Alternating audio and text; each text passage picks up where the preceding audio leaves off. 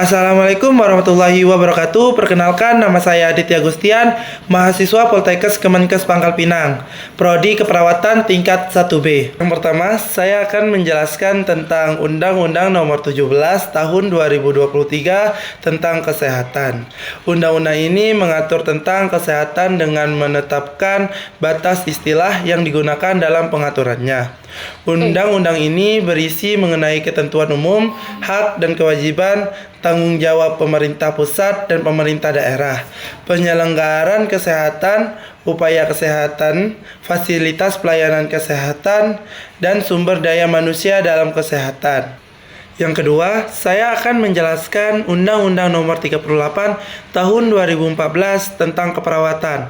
Undang-undang ini adalah undang-undang yang mengatur tentang praktik keperawatan di Indonesia. Undang-undang ini memberi payung hukum bagi profesi keperawatan dan mengatur bagi aspek mulai dari keperawatan, praktik, hingga tanggung jawab perawat. Yang ketiga, saya akan menjelaskan tentang hak, kewajiban, dan tanggung jawab perawat. Yang pertama ada hak perawat, yaitu yang pertama memperoleh perlindungan hukum sepanjang melaksanakan tugas sesuai dengan standar pelayanan, standar profesi, standar prosedur operasional, dan ketentuan peraturan perundang-undangan. Yang kedua, memperoleh informasi yang benar, jelas, dan jujur dari klien atau keluarganya. Yang ketiga, menerima imbalan jasa atas pelayanan keperawatan yang telah diberikan. Yang kedua, ada kewajiban perawat. Yang pertama, melengkapi sarana dan prasarana pelayanan keperawatan sesuai dengan standar pelayanan keperawatan dan ketentuan peraturan perundang-undangan. Yang kedua, memberikan pelayanan keperawatan sesuai dengan kode etik, standar pelayanan keperawatan, standar profesional, standar prosedur profesional, dan ketentuan peraturan perundang-undangan. Yang ketiga, merujuk klien yang tidak dapat ditangani kepada perawat atau tenaga kesehatan lain yang lebih tepat sesuai dengan lingkup dan tingkat kompetensinya. Yang keempat, saya akan menjelaskan pengertian hukum kesehatan dan hukum keperawatan. Yang pertama, hukum kesehatan. Hukum kesehatan adalah semua ketentuan hukum yang berhubungan langsung dengan pemeliharaan atau pelayanan kesehatan dan penerapannya. Hal ini menyangkut hak dan kewajiban baik dari perorangan dan segenap lapisan masyarakat sebagai penerima pelayanan kesehatan maupun dari pihak penyelenggara pelayanan kesehatan dalam segala aspeknya. Organisasi, sarana, pedoman standar pelayanan medik, ilmu pengetahuan kesehatan, dan hukum serta sumber-sumber hukum lainnya. Yang kedua, hukum keperawatan. Hukum keperawatan adalah bagian hukum kesehatan yang menyangkut pelayanan keperawatan. Hukum keperawatan merupakan bidang pengetahuan tentang peraturan dan ketentuan hukum yang mengatur pelayanan keperawatan kepada masyarakat. Yang kelima, saya akan menjelaskan tujuan pengantaran hukum keperawatan dan kesehatan.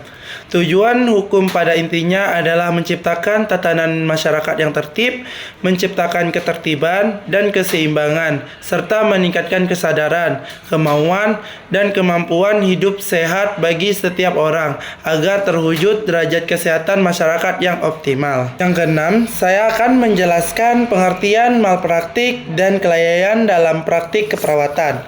Pengertian malpraktik keperawatan adalah kesalahan profesional yang dilakukan oleh tenaga medis, yaitu kelalaian atau tindakan yang salah yang tidak sesuai dengan standar profesi dan kode etik.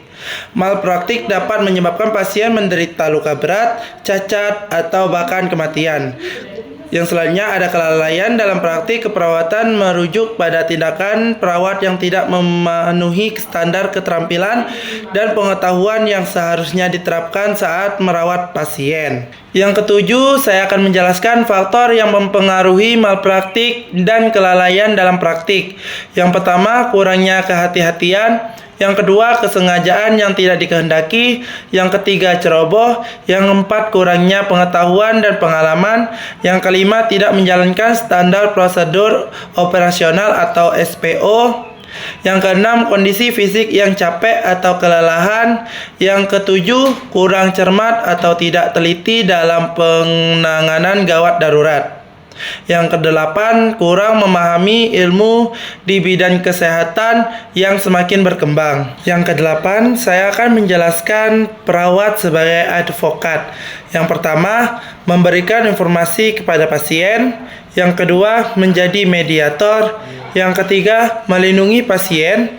Yang keempat, memberikan sarana kepada pasien tentang pengobatan dan proses kesembuhan. Yang kelima, membantu menghubungkan pasien dengan bantuan keuangan. Yang keenam, ada mengembangkan kesadaran akan sumber daya masyarakat seperti transportasi, bantuan keuangan, dan jaringan dukungan. Yang terakhir, saya akan menjelaskan tanggung jawab dan tanggung gugat dalam praktik keperawatan profesional. Yang pertama, ada tanggung jawab. Perawat berarti keadaan yang dapat dipercaya dan terpercaya.